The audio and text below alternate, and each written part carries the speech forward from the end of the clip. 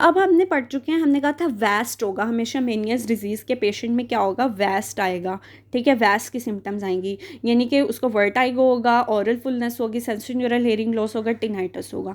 ये मेनियस डिजीज़ की हमारे पास क्लिनिकल फीचर्स आएंगे। लेकिन उसमें क्या है कि कुछ वेरिएंट्स होते हैं मेनियस डिजीज़ के जिसमें हमारे पास डिफरेंट कंडीशंस भी हो सकती हैं। जैसे कि एक वेरिएंट है इसका cochlear high drops. Cochlear high drops का मतलब है कि सिर्फ और सिर्फ कोक्लियर सिम्टम्स आएंगी, वेस्टिबुलर सिम्टम्स एब्सेंट होंगी।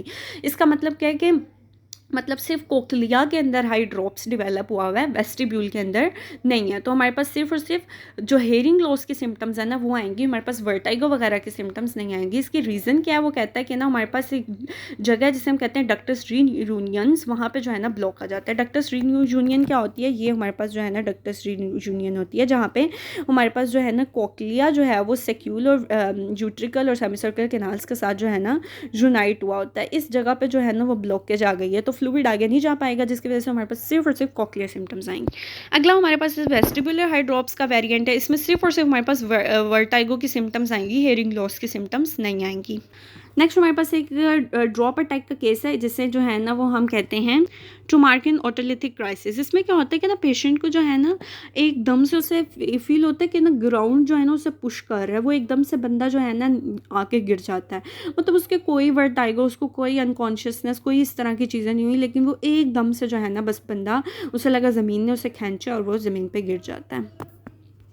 उसकी रीज़न ये बयान करता है कि ना ऑटोलिथिक मेम्ब्रेन होती है हमारे पास, यूट्रिकल सेक्यूल के अंदर हमारे पास एक मेम्ब्रेन होती है, ठीक है, उसमें चेंजेस आती हैं जिसकी वजह से। अब हमें पता है यूट्रिकल सेक्यूल जो हमारा वेस्टिब्यूल है उसने हमें स्ट्रेट लाइन में चलाना होता है ऐसे, ठीक है, उसमें हमारे पास ये जो मेम्ब्रेन है ना ऑटोलिथिक मेम्ब्रेन, इसमें डिस्टर्बेंसेस आएंगी तो जाहिर बात है हमारे पास बैलेंस में डिस्टर्बेंस आएंगी, पेशेंट जो है वो गिर जाएगा। ओके, नेक्स्ट हमारे पास एक वेरिएंट हो सकता है जिसे हम कहते हैं लर्मोइस सिंड्रोम। लर्मोइस सिंड्रोम में क्या होता है कि ना हमारे पास जो मीनियस डिजीज़ का पेशेंट होता है ना उसको हमेशा सबसे पहले जो है ना जो सिम्टम आती है ना कि ना उससे सबसे पहले वर्टाइगो होता है। वर्टाइगो के बाद जो है ना उसका हेयरिंग लॉस आता है, ठीक है, हमेशा। अब जो है ना लर्मोइस सिंड्रोम, इसमें क्या होता है कि ना पेशेंट को पहले हेयरिंग लॉस होता है और बाद में वर्टाइगो का अटैक होता है, यानी उससे सिम्टम्स रिवर्स ऑर्डर में आती हैं। तो ये भी इसका एक वेरिएंट हो सकता है कि पहले आपको हेयरिंग लॉस हुआ फिर वर्टाइगो, नॉर्मली पहले वर्टाइगो फिर हेयरिंग लॉस होना था, तो इसे हम कहते हैं लर्मोइस सिंड्रोम। ओके, अब हम देख लेते हैं मीनियर डिजीज़ और मीनियर सिंड्रोम में क्या फ़र्क होता है। डिजीज़ हम पढ़ चुके हैं, जो हमारे पास ये इडियोपैथिक होगी, मतलब हमें नहीं पता किस वजह से एंडोलिम्फ ज़्यादा हो गया या उसकी एब्जॉर्प्शन कम हो गई, ठीक है, ये इडियोपैथिक थी। लेकिन जो मीनियर सिंड्रोम होती है ना ये हमारे पास हमेशा एक सेकेंडरी कंडीशन होती है, ये किसी ट्रॉमा के बाद, किसी वायरल इन्फेक्शन के बाद हुई है, सिफिलिटिक इन्फेक्शन के बाद, otosclerosis, auto immune disorder, कोगान syndrome, यानी किसी डिजीज़ के बाद हो रही है।